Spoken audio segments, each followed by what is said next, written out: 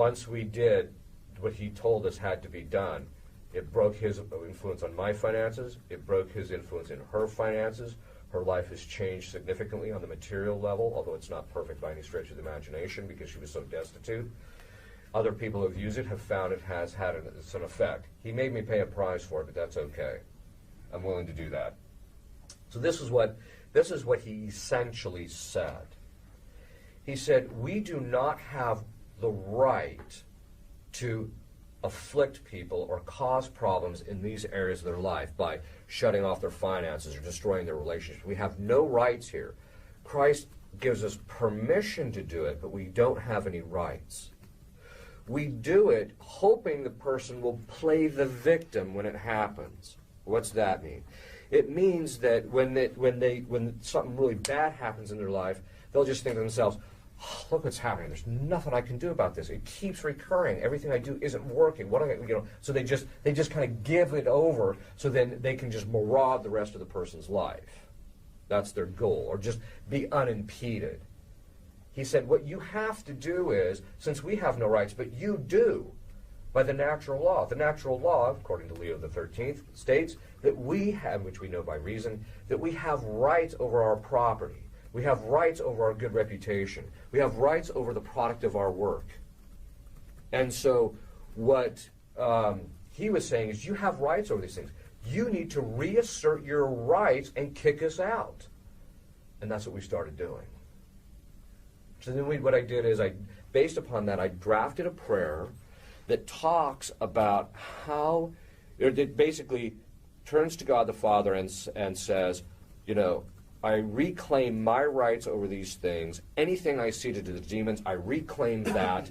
And then you turn to the demon and you bind him and tell him, get out of my finances. You have no rights here, is essentially what the prayer says. Once we started doing that, it had a tremendous impact. There was only one area of oppression I personally had to add something to in my own life. I had to add a devotion to it, and then that finally broke it. In the past, exorcists said the way you break oppression is by an increase in prayer life. That's true, I have seen that, but it's a much longer grind than this process. Now, what demons will very often do is when you start asserting your rights over it, they're like little kids, by the way. So when you come to them and you say, hey, pal, that's mine, they'll kind of take the position, look at, no, mine, right? And then you slap him, and then he coughs it up, and then you can go on about your business. But so when you start saying this prayer, the oppression may increase a little bit, because what are they doing? Trying to get you to play the victim. Oh, this isn't working, so you just give up. You just keep reasserting it. And the strength with which you reassert your rights over the thing is how quickly they'll get out and how much they'll get out. Strength is them. Yeah. Right. And what do you mean strength? In other words, it's not that, get out. It's like, hey, pal, get out. You're out of here. At the same time. Right. The other thing is, too, as I discovered in this, is that God actually wants us to reassert our rights over these things. He wants us to defeat the demons. Yes, he permits them, but that's to draw us closer to him in the process of booting them out. So he wants you to do that. Whenever demons get quiet in your life, that's a really bad sign. Because it's a sign that here comes the boom. Oh. It means there's some area of your life they're majorly messing with, and you're unaware of it. Now, the beauty of this oppression thing is you can say, and by the way, any other areas of my life where you're messing with, you're out of there too. So this seems to have worked. Things kind of calmed down in my own life in relationship to this and other people's lives who have started using this. So there's that good aspect of it. So I think that it's that being unprotected thing, you still have to ask our Lord and our Lady for protection, but that being unprotected thing, you're able to defend yourself more readily, your own goods, your own property, your own things. Always be on guard. Yes. You had a question? No? No. Yes. So when you say it because they can't read your thoughts, do you say it out loud? Oh, okay.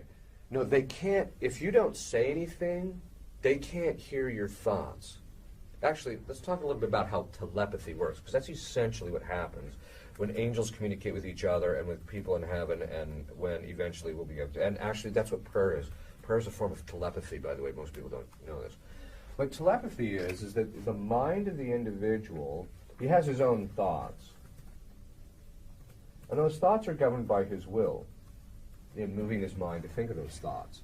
Now, the demons don't have access to the higher parts of our thing. They can't introduce anything. But when one angel, St. Thomas talks about this, when one angel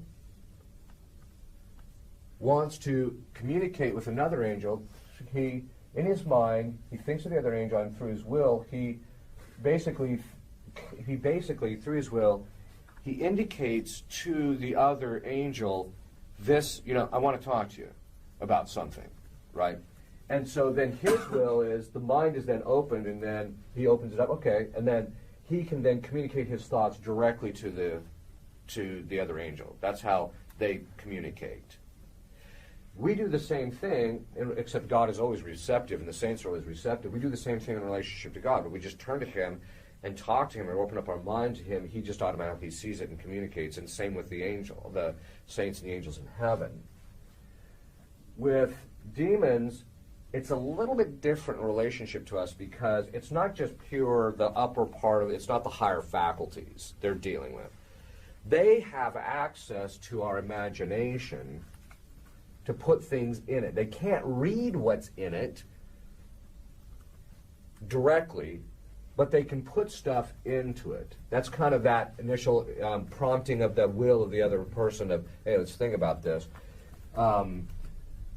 And so they can put something into our imagination, but then we can block it, just like one angel can tell another angel, look, I'm busy now, can't talk, right? Which it doesn't happen, of course, I'm just being... but that they can just say no, or they can say yes in relationship to this. It's the same thing with us. But with demons, it's very similar. We're not praying to them, of course, but the mechanism is the same. With our mind, our imagination, when he starts bothering us, we turn to him, or when he's not bothering us, but he might be affecting our things, we turn to him and we tell him, get out. Do demons have the capacity not to think about this, to block it? The answer is yes and no. It's yes if, on the side of the person they're influencing, the person has let them hold on to something which they can hide behind. What does that mean? Let me put this concrete. During an exorcism, you start talking to the demon, and you start commanding him to think certain things, to say certain things. And what happens is, the person that's possessed, if the demon can hide behind something psychologically, like unforgiveness, or some sin they've committed and they won't let loose of it, and he hides behind that, then he can block having to deal with your commanding him. But in the case of oppression, but if there's not that mechanism in place, when you command him by the force of Christ, he cannot say no to what's coming into his mind. And so what happens is he can try and resist it to some degree, but he can't block having to deal with it. And so in the case of oppression, if you, with great force, tell him, this is what you're going to do, you're going to stay out of my finances, you have no rights here, and you reassert your rights over it, then he hears what you're telling him. Even if you say it, whether you say it verbally or whether you say it purely mentally. And in fact, that's one of the ways you know someone's possessed. There's on some occasions, Christ will allow pure telepathy to occur during the possession between the exorcist and the demon. So there's times when if I'm borderline, I'm not so sure this person's possessed, I'll just mentally give a command, in different languages even mentally, and the demon will give you the exact answer. It's not they're guessing. I never ask for a yes or a no. I always ask for very specific information. Like I'll mentally say, how did you get into her? So they give you very specific information. If they're not possessed, they may say something, but it doesn't correspond to what you're asking. And they don't even know you're asking these questions. In fact, very often they're just like, man, that was weird. Stuff was just coming out of my mouth, and I didn't hear anything. Well, yeah, that's because I was mentally talking to the demon. So that's how we know that mechanism works. Okay. But this is very important, that whole oppression thing, because they do try and get to people's lives to some degree or another. But in your line of work, you're going to be oppressed if you're trying to do the right thing. It's just that simple. Even if it's not something about religion per se, it's just something that's going to help people to have see, you know, this isn't a good thing, which isn't truly good, or maybe I should be more virtuous or something. They're going to try and block it.